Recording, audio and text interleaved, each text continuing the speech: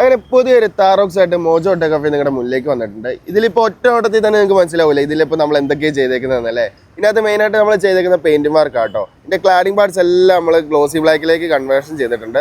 അതുപോലെ തന്നെ അതിൻ്റെ ബമ്പേഴ്സ് നമ്മൾ ഗ്ലോസി ബ്ലാക്ക് ആക്കിയിട്ടുണ്ട്. അലോയ് വീൽസ് 4 നമ്മൾ ഗ്ലോസി ബ്ലാക്ക് ആക്കിയിട്ടുണ്ട്. അതുപോലെ തന്നെ ഇതിൻ്റെ കാലിപ്പർ നമ്മൾ റെഡിലേക്ക് അടിച്ചിട്ടുണ്ട്.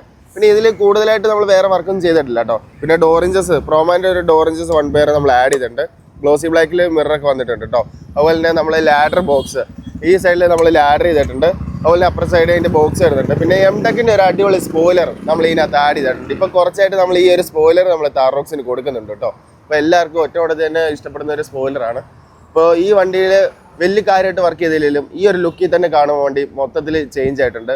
എന്നാലും ഒരു ക്ലീൻ സ്പെക്കിൽ വരുന്ന വണ്ടിയും കൂടെ ആണ് കേട്ടോ. ലാഡർ ബോക്സ് മാത്രമേ ഉള്ളൂ ഇതിനകത്ത് കൂടുതലായിട്ട് വെച്ചേക്കുന്നത്.